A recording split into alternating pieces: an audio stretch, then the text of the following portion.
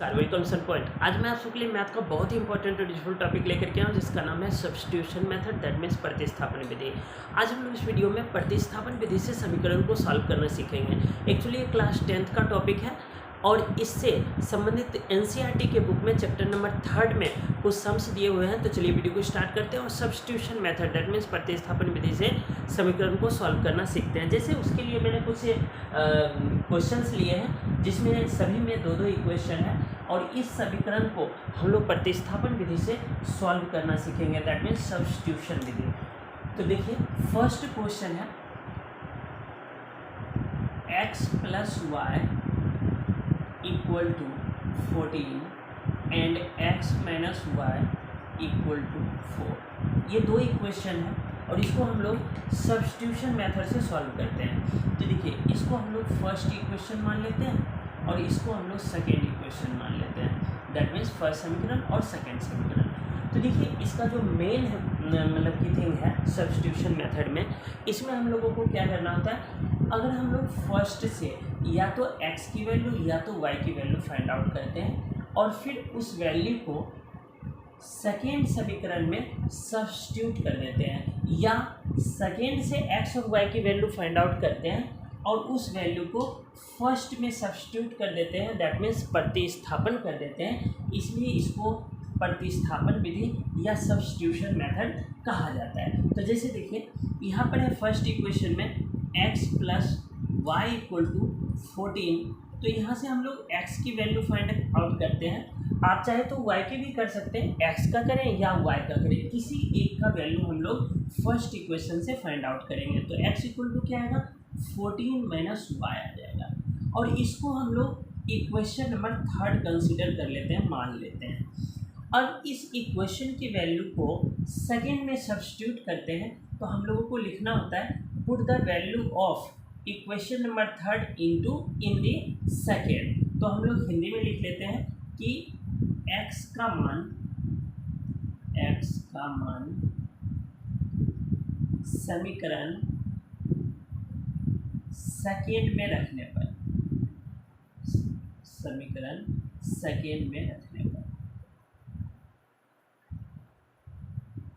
या इंग्लिश में लिखेंगे तो आप ये लिख सकते हैं कि put the value of x in equation second. तो देखिए सेकेंड इक्वेशन है x - y = 4। अब हमने देखा थर्ड में जो है x = 14 - y है, तो हम लोग x की जगह पुट कर देंगे 14 - y और यहाँ पर -y ऑलरेडी है, =4 आ जाएगा, दैट मीन्स 14 - 2y = 4 लिखेंगे। तो -2y = क्या आ जाएगा, देखिए ये y और y मिला के हो गया 2y, क्योंकि माइनस और माइनस है तो ये जुड़ जाएगा लेकिन साइन माइनस का ही रहेगा।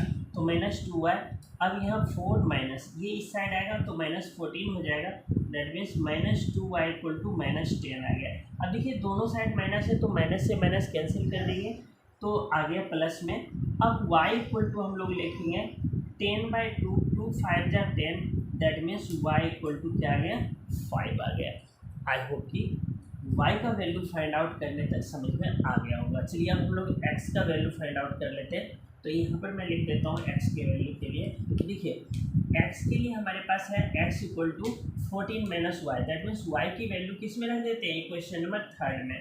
तो हम लोग लिखेंगे यहाँ पर y का मान समीकरण थर्ड में रखने पर,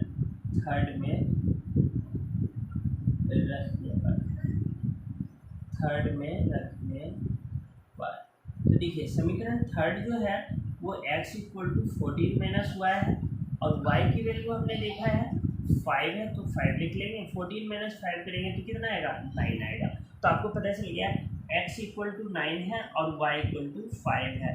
ये एक छोटा सा सवाल था जिसमें ज़्यादा कुछ नंबर्स नहीं था, ओनली x y है।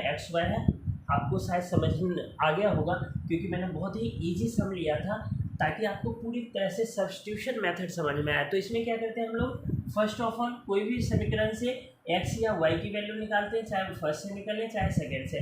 जिससे निकालते हैं उसमें हम उसको वैल्यू पुट नहीं करते, दूसरे समीकरण में करते हैं वो वैल्यू पुट। जैसे यहाँ पर मैंने x plus y equal to 14 first equation लिया, एक्स इक्वल टू आ गया 14 माइनस 1।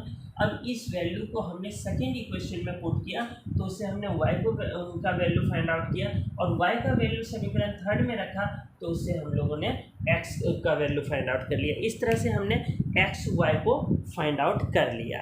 अब हम लोग आगे बढ़ते हैं और सेकेंड नंबर क्वेश्चन को सॉल्व करते हैं। तो सेकेंड नंबर जो क्वेश्चन है वो कहता है 0.2x, देखिए सेकेंड लिख लेते हैं हम लोग पहले।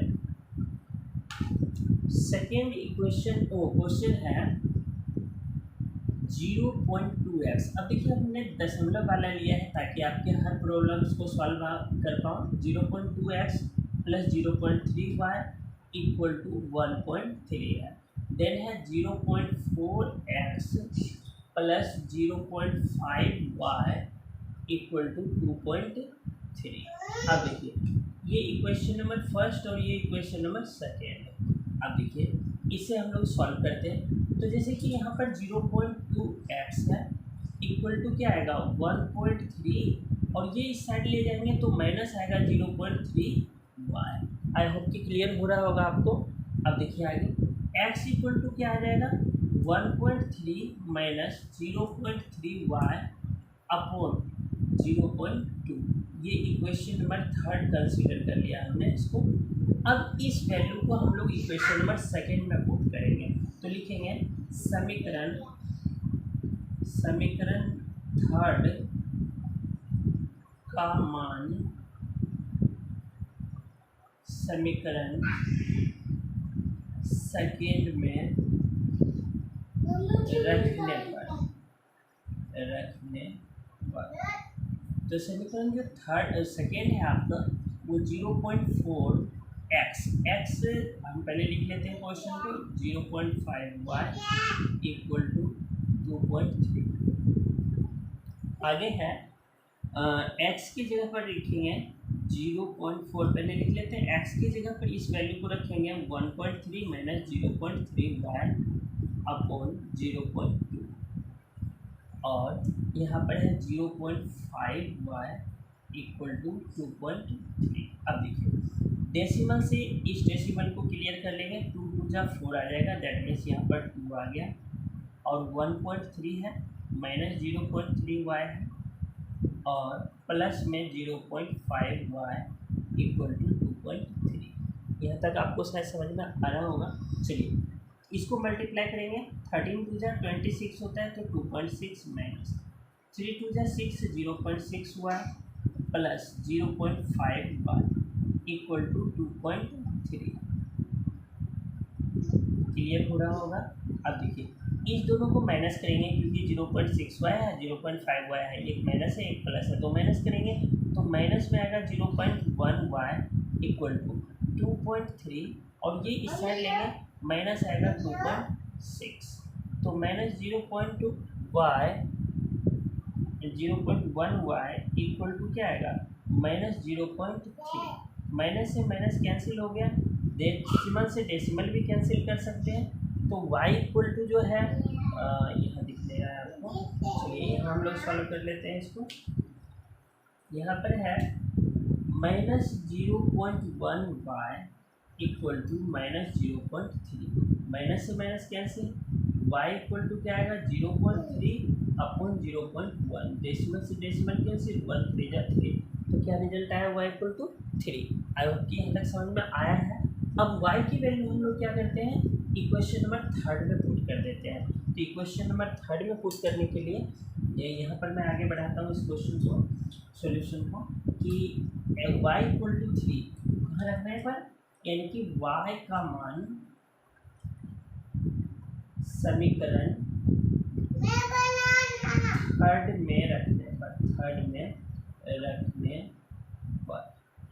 समीकरण थर्ड है x equal to 1.3 minus 0.3y upon 0.2। तो देखिए 1.3 माइनस 0.3 y के जगह क्या रखेंगे 3 रखेंगे अपॉन 0.2। तो देखिए 1.3 माइनस 3 3 जा 9, 0.9 अपॉन 0.2। तो इसको माइनस करेंगे तो माइनस करने पर आ जाएगा इस क्वेश्चन को मैं ऊपर कर रहा हूँ यहाँ पर 1.3 और -0.9 अपॉन 0.2 और ये है value x। x equal to आ गया 0.4 अपॉन 0.2। देखिए डेसिमल से डेसिमल कैंसिल, 2 टू जा 4, x इक्वल टू कितना आ गया 2 और y इक्वल टू पहले ही हमने फाइंड आउट किया हुआ है 3, y equal to 3। That means इस इक्वेशन का आंसर क्या आ गया, इन दोनों समीकरण का हल x इक्वल टू 2 और y इक्वल टू 3। चलिए हम लोग क्वेश्चन नंबर 3 को सॉल्व करते हैं, इसको मैं मिटा देता हूँ। क्वेश्चन नंबर 3 जो है देखिए अपोन में लिया है मैंने क्वेश्चन को, ताकि आपका जो फ्रैक्शन टाइप के जो समीकरण है उसको भी सॉल्व करना आ जाए। तो देखिए क्वेश्चन नंबर 3 जो कहता है वो है आपका s माइनस टी।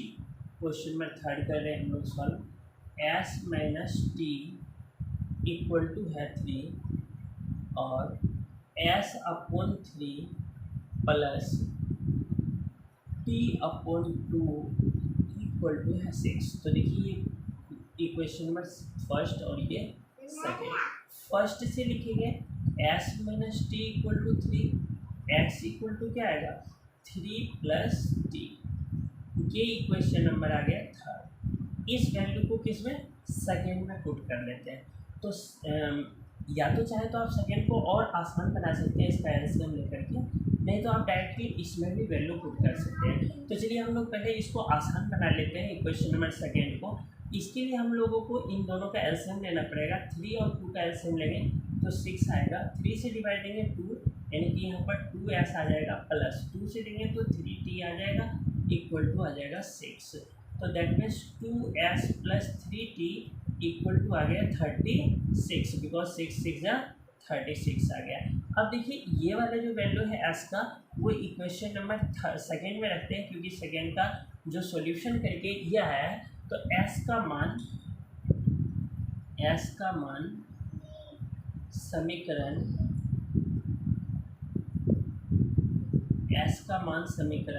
सेकेंड में रखने पर, तो देखिए सेकेंड में रखते हैं हम लोग, सेकेंड में रखने पर समीकरण सेकेंड है 2s plus 3t equal to 36। तो देखिए 2s की जगह क्या रखेंगे, ये वाला वैल्यू s इक्वल टू क्या लिया हमने 3 plus t plus 3t equal to 36। 2 3 जा 6 plus 2t plus 3t equal to 36। 3 2 5t equal to 36 minus 6, तो 5t इक्वल टू क्या आ जाएगा 30 आ जाएगा। अब हम लोग t का वैल्यू फाइंड आउट करेंगे, तो आगे बढ़ते हैं हम लोग। t इक्वल टू आ गया 30 अपॉन में 5 6 या 30 आता है, तो t इक्वल टू 6। अब t का मान समीकरण थर्ड में रख लेते हैं, समीकरण थर्ड में रख लेते हैं, रखने पर देखिए समीकरण जो थर्ड है वो है आपका s equal to 3 plus t. तो देखिए s 3 और t की वैल्यू है 6 6 3 9 आ गया। That means t equal to है 6 और s इक्वल टू हो गया 9। ये आंसर आ गया। चलिए हमने अभी तक देखा कि सबका आंसर आ रहा है, लेकिन आपको कैसे पता है कि ये सही है या गलत है, तो उसको चेक करना मैं आपको सिखा देता हूँ। तो देखिए चेक कर लेते हैं, CHCC के जांच करते हैं कि सही है या नहीं है। तो कोई भी इक्वेशन लीजिए चाहे फर्स्ट या सेकेंड, और उसमें t और s की जगह ये वैल्यू पुट कर दीजिए। अगर दोनों साइड बैलेंस आ रहे हैं दैट मीन्स अपना रिजल्ट 100% राइट है। तो देखिए दूसरा इक्वेशन जो है ना बटे में, इसी को ले लेते हैं। तो देखिए s/3 है, s की वैल्यू है 9/3 है, तो 3 ले लेते हैं, प्लस t/2, t की जगह 6 है, बाई 2 ले लेते हैं, इक्वल टू 6 है। देखिए 3 3 जा 9 होता है और 2 3 जा 6 होता है। देखिए 3 प्लस 3 इक्वल टू 6 आ गया, दैट मीन्स 6 इक्वल टू 6 3 3 6, ये इक्वल आ गया। दैट मीन्स अपना जो वैल्यू है वो 100% राइट है। चलिए अब हम लोग क्वेश्चन नंबर 4 को सॉल्व करते हैं। थर्ड तक आई होप कि सही से समझ में आ गया होगा। चलिए फोर्थ जो है वो देखिए, सबसे पहला जो था बहुत ही सिंपल 2 समीकरण था। सेकेंड में देखा हमने डेसिमल को, थर्ड में हमने फ्रैक्शन वाले सम्स यानी भिन्न वाले जो इक्वेशन था उसको देखा। अब हम लोग रूट वाले इक्वेशन को सॉल्व करना सीख लेते हैं, तो हर टाइप्स के आपको समझ में आ जाएगा कि कैसे हम लोग प्रतिस्थापन विधि से किसी भी प्रकार के समीकरण को सॉल्व कर सकते हैं। जैसे यहाँ पर अब रूट वाला है तो √2x प्लस √3y है इक्वल टू 0 है, ये इक्वेशन नंबर फर्स्ट है। सेकेंड इक्वेशन है √3x और माइनस √8y इक्वल टू 0, ये इक्वेशन नंबर सेकेंड है। देखिए फिर से वही जो पहले हमने मेथड लगाया, इससे x या y की वैल्यू फाइंड आउट करेंगे, फर्स्ट या सेकेंड किसी से भी कर सकते हैं आप। तो √2x plus √3y equal to क्या है 0 है, तो √2x। ध्यान रखिएगा ये x जो है वो अंडर रूट में नहीं है, ना ही y अंडर रूट में है, only and only number under root में है। तो √2x इक्वल टू क्या आएगा 0 माइनस √3y। तो हम लोग लिखेंगे x इक्वल टू ये माइनस हो जाएगा √3y अपॉन में ये √2। ये इक्वेशन नंबर हमने थर्ड बना लिया। अब समीकरण थर्ड का मान वैल्यू समीकरण सेकेंड में रखने पर तो देखिए समीकरण जो सेकेंड है वो है √3x minus √8y equal to 0। अब देखिए जो x की वैल्यू है उसकी जगह हम लोग इस वैल्यू को रख लेंगे √3 और x की है माइनस √3y अपॉन √2, ये वैल्यू है x की, और माइनस √8y इक्वल टू 0। देखिए √3 आपको पता है कभी भी अंडर रूट में अगर सेम नंबर हो तो ये जो है ना बाहर आता है ओनली नंबर, यानी 3 इसका रिजल्ट आएगा। कैसे वो भी चेक कर लेते हैं। 3 3 9 और 9 का स्क्वायर रूट आपको पता है कि 3 आता है, इसलिए इसको हम लोग यहाँ पर -3y लिख सकते हैं अपॉन √2 है माइनस √8y इक्वल टू 0। देखिए यहाँ पर 1 लगा के इसका एलसीएम ले लेंगे तो √2 आ जाएगा -3y माइनस, देखिए 8 दूना 16 तो अंडर रूट 16 आ जाएगा 16y इक्वल टू 0। तो इसमें क्या आएगा, देखिए इसका जो वैल्यू आएगा आपका वो आएगा -3y माइनस अंडर रूट 16 का अगर हम लोग वैल्यू निकालेंगे तो -4y आ जाएगा, 4y इक्वल टू 0 और अपॉन में √2 भी है, ये भी ध्यान रखना है। तो देखिए इन दोनों को प्लस कर देंगे -7y इक्वल टू में 0 को √2 से मल्टीप्लाई करेंगे तो 0 आएगा, that means y equal to हम लोग लिखेंगे 0/-7 और y इक्वल टू क्या आ गया 0। आई होप कि यहाँ तक क्लियर हो गया होगा। अब y का मान समीकरण किस में रख दें, थर्ड में रखने पर समीकरण जो थर्ड है वो आपका है x equal to -√3y upon √2। तो -√3 और y की जगह जो है ना वो 0 रखेंगे अपॉन √2 रखेंगे, तो 0 इसको मल्टीप्लाई करेंगे 0/√2 आ जाएगा, दैट मीन्स 0। कहने का मतलब कि x का भी मान 0 आया है और y का भी मान 0 आया, ये आंसर आ गया। फिफ्थ नंबर जो सम है वो फ्रैक्शन टाइप का है। आप इसे सॉल्व करके आप चेक कर सकते हैं कि आपको समझ में आया या नहीं आया। अगर फिफ्थ नंबर सम आपको सॉल्व नहीं होता आता है तो आप कमेंट कीजिएगा, फिर से मैं फिफ्थ के लिए स्पेशल वीडियो लाऊंगा। आई होप कि वीडियो समझ में आया होगा।